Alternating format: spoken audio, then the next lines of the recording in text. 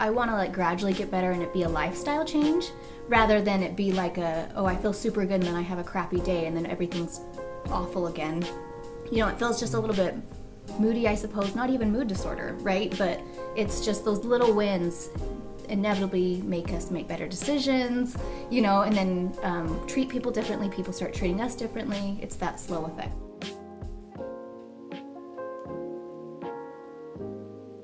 Any stories shared in this podcast have had names and details changed for the confidentiality of clients.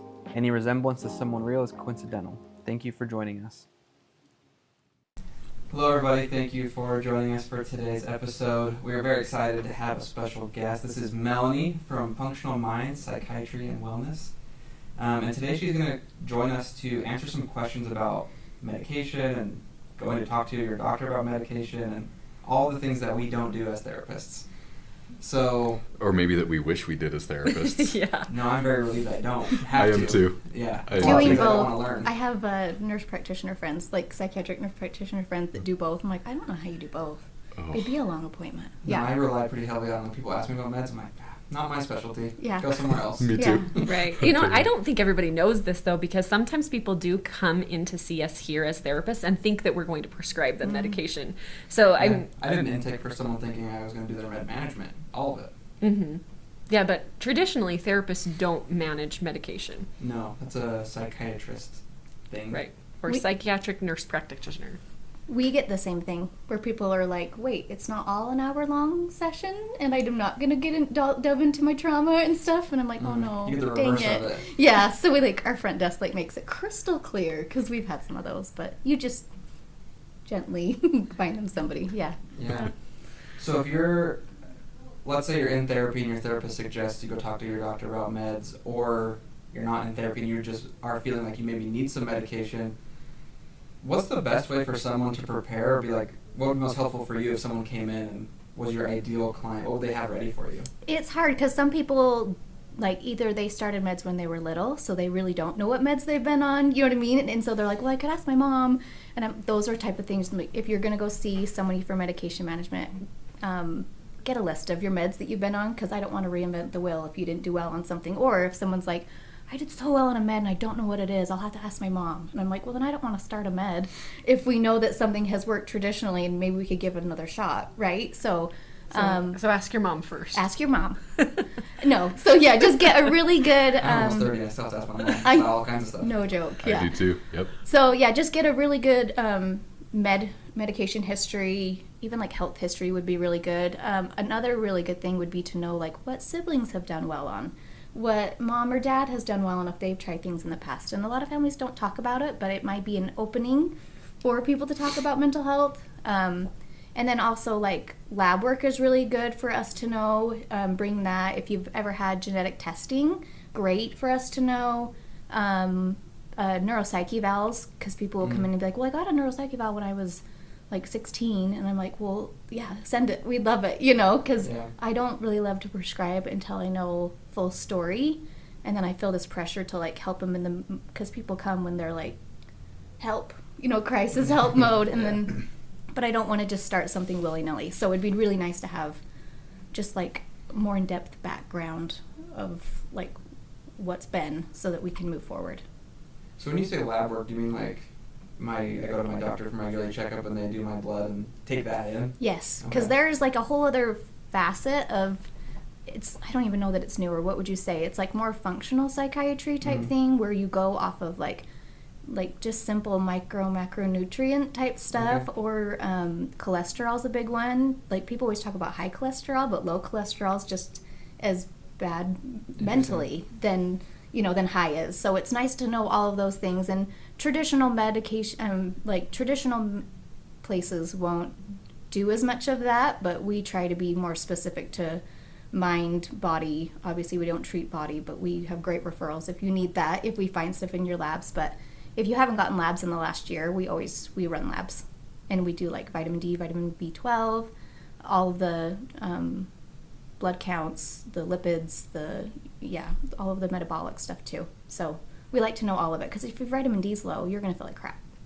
Sure. You know, and then B12's the same-ish thing. So yeah, we try to be as in-depth and thorough as possible. So it's nice to have all of that.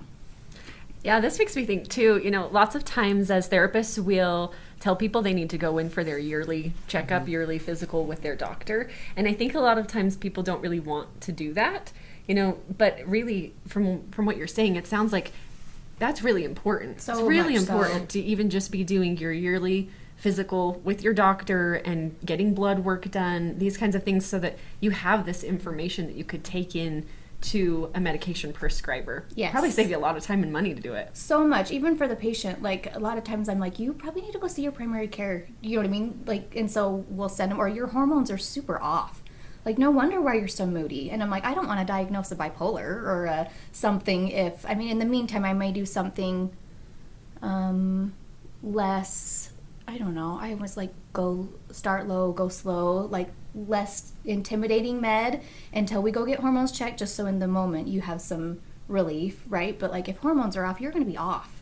So go get, testosterone's huge in guys, and I don't know why there's like shame around testosterone. When you start getting older, you're like, I don't want to get my testosterone checked, I'm fine, but it's like, okay, maybe not though. And then if it is, at least you have a baseline, so that later on, as we get older, and even for women, like, we have a baseline of like, oh no, this was my baseline at 32, and then now that I'm 46, this is what it's at. So it just gives doctors a really good tell.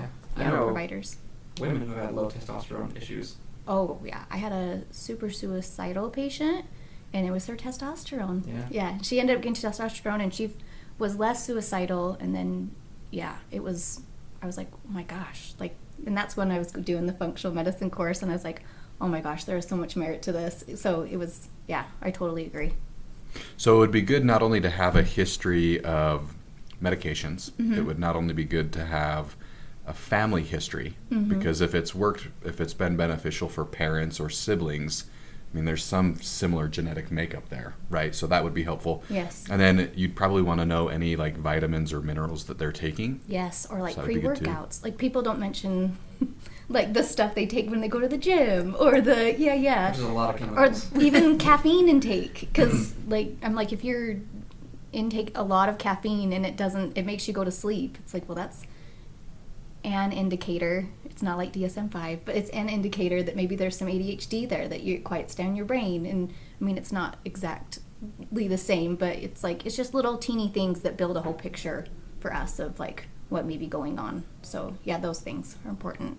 So let me ask you this: if I refer somebody to come over for a med-eval, what can they expect within like that first appointment? Do they meet with you for a longer period of time? Is it still, and then what can they expect in subsequent visits with you? So people do different things. We do an hour long, and we do an hour, but if it takes longer, it takes longer. And kind of all my patients know that. Like, you could be a really short appointment because it's short and sweet and you're doing well, but you also know that if you come in and you're not doing well, I will give you the time that you need. We will give you the time you need to go through the med and get it right. So 60 minutes usually is what we usually do, and then follow-ups are 30 minutes. Okay. But did I answer the question? Yeah, no, that was great. Okay. And then in a follow-up visit, what kinds of things would you want people to know or to have tracked from starting a medication until they follow up? And how long usually is that time in between start and follow-up? I give a lot of I'm like a huge proponent of education. So like, this is what you could potentially feel. This is what you could potentially, like, make sure that you are just becoming a little bit more self-aware. It's that self-awareness talk that, like, notice these things in your body and notice these things in your mind, and it may not be, I guess I could use an example of like ADHD meds. Some people have this, if they've never tried ADHD meds before, and they have this perception that they're going to be like Superman, doing a lot of things, being amazing, have all this energy. Do you know what I'm saying? And not everyone does. It's like, sometimes it's as little as like, oh, I like emptied the dishwasher and like put away the dishes, and I didn't like start side quests in the process and like end up in my bathroom, and how the heck did I end up in my bathroom? And I'm still, you know what I mean? But those are the things that like you're not really aware of. Like, you just go and do it because it's go mode, but those are the little teeny things to recognize. Like, what are the little wins? Or like for kiddos, they're like, I'm fine, how it's good, I'm fine, is it better, it's great. And then I'm like, well, are you fighting with your siblings as much? Or it's the opposite. They're like, it's awful. whatever.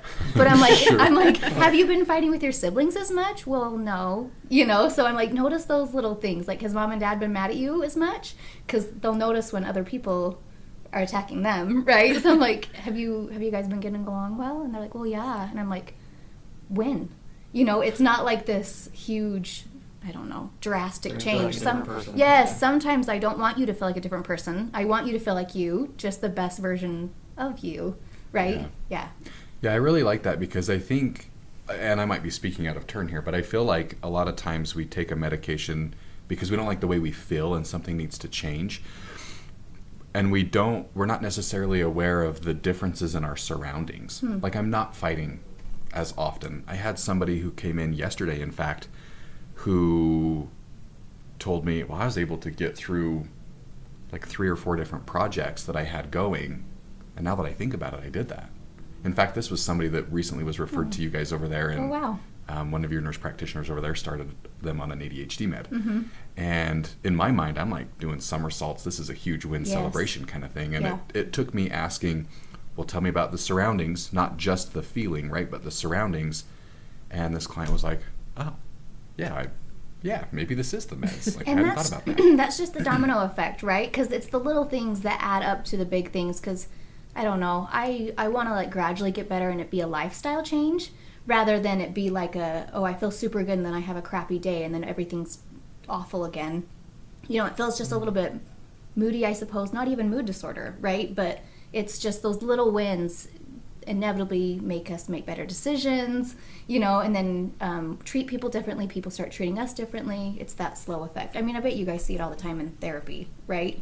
Right. Well, and I think it's so much easier to notice the big things that are going wrong, yes, as opposed to the absence of those things going wrong. Oh, yeah. Right? Like, yeah. Now, you notice that you're fighting with your family members more. And then when you stop fighting with your family members so much, it's like you're not even aware that you're not fighting as much. Not thinking, I'm not fighting. Right. It's just like not noticeable. Yes. Right. Yes. And so sometimes, like, even being able to track these things are happening less, I think is a helpful thing to track or just notice. And then, like, obviously we want them to be like side effects, even if they're stupid. Even if you think they're stupid, And a lot of times I have to have this conversation, I guess, especially in our environment. Like, a lot of these meds decrease libido, and not a lot of people are wanting to talk about decreased libido and everything that comes with that. But that's like makes you a full person, and some people don't care. And some of my patients are like, I don't care, I feel better.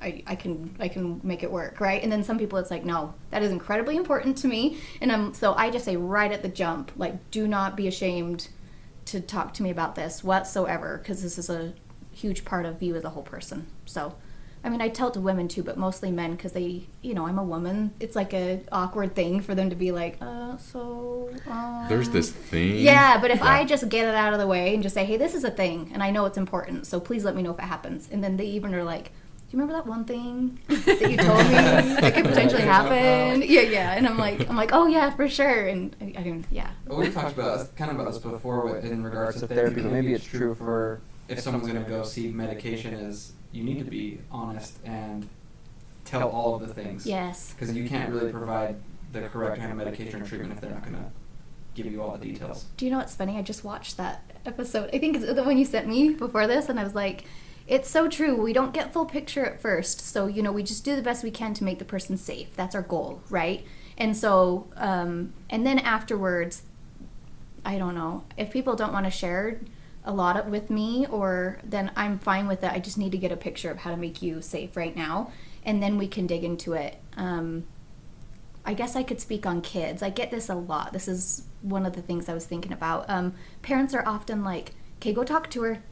Go, like, put in a room with me, and they're like anywhere between 8 and even like 17-year-olds. Utah's so weird because the age for teens is like 26 sometimes. Do you know what I mean? Like, because we still rely so much on our parents. But oftentimes it's really nice to have the parent in even the first couple times until it's patient initiated to be alone with the provider, because sometimes I don't want them to come into a room and like a random stranger, they don't know me, but inevitably as they get like the first 1 or 2 appointments, they're like, oh mom, I'm going in, and I would rather it be patient doing it than parent-centered. And it's not coming from a bad place from parent, right? It's coming from a please help me, because I'm out of ideas. It's the best of intentions, But I'm like, that cute little one is numero uno. So if you are in the room and that's what's comfortable, then that's fine. And then we can excuse you if they want to. But I find that that's probably the biggest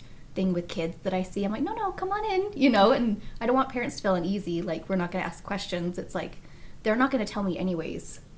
Do you know what I mean? If they're not comfortable with me. So, yeah. Yeah.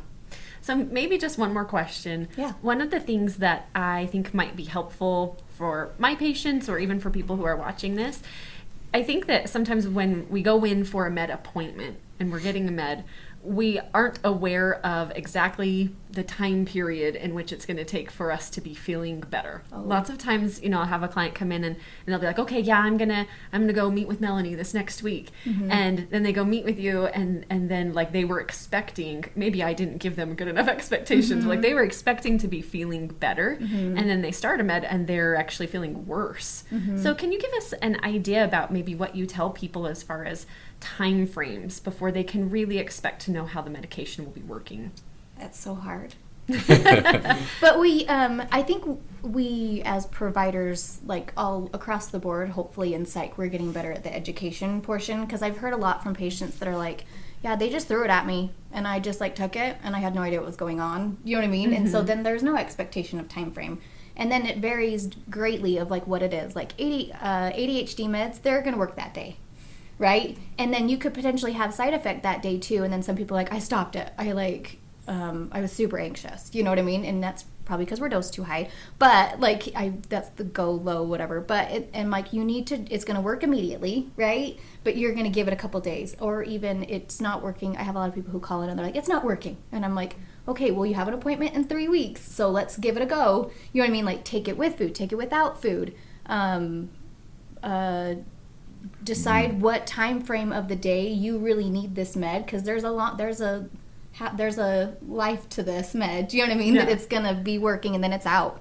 But so that's for ADHD meds. Obviously for like the antidepressants, it's like 4 to 6 weeks.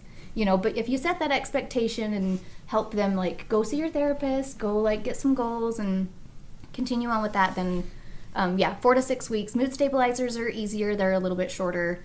But this is all education that the provider should be giving them about their specific med, you know? Right. But, right. And then I'm a huge therapy component, which is why, you know what I mean? We collaborated with y'all, because it's sometimes the med does work miraculously. Like, it works great, you know? And they're like, I feel awesome. I feel great. And then I'm like, are you still seeing your therapist? And they're like, nope. And I'm like, oh, crap. You know, 'cause it's like, well, the med does help. Yes, it increases that serotonin, that happy hormone serotonin, and your brain really loved that, you know, but there's obviously still things that you need to work on, you know, to maintain this, because then if crap hits the fan, you know what I mean, and something happens in their life, like, they're going to need these coping skills. And what a great time, you guys probably see this all the time, when you're doing well is really the time you should be doing therapy. Because that's when you're building on your coping skills that you already have, or working through stuff in a less traumatic way than you would if you're like in a hole, you know, because once you're out of the hole, that's when such good work happens. Yeah. And I actually really like that you said that. I mean, meds and therapy really go hand in hand. Mm-hmm. Like, if you have a problem, something going on, meds does part of the work, therapy does part of the work. Mm-hmm. And it's important to have kind of an idea that this is going to take some time. It's going to take some, you know, getting to know your provider, getting to know your therapist, checking back in, keeping track of your symptoms, and knowing that it might, I mean, like for an antidepressant, it might be 4 to 6 weeks before you even know if this is going to help you feel better. Mm-hmm. And I feel bad for primary care sometimes, because like with psych, by the time they've seen us, they've tried a couple meds. Do you know what I mean? Sure. So they have some history of like what meds have done for them, and there's sometimes we get brand new people. So yeah, either way, we'll work it out. Yeah. So maybe a good recap is like, if you're gonna go talk to your med provider, have a good medical history, have like up-to-date labs and things like that. Be honest with what you need help with, mm-hmm. and have realistic expectations. Maybe is a good way to put it. Yeah. Does that cover it? Yeah. I think so. Okay. Yeah. Well, thank you everybody for joining us for today's video. We have another video coming with Melanie, so stay tuned, and we'll see you on the next one. Thanks. Bye. Bye. If If you enjoyed today's video, please like and subscribe. Thank you so much for watching. We've got other videos for you to check out and more exciting things coming soon. So thank you.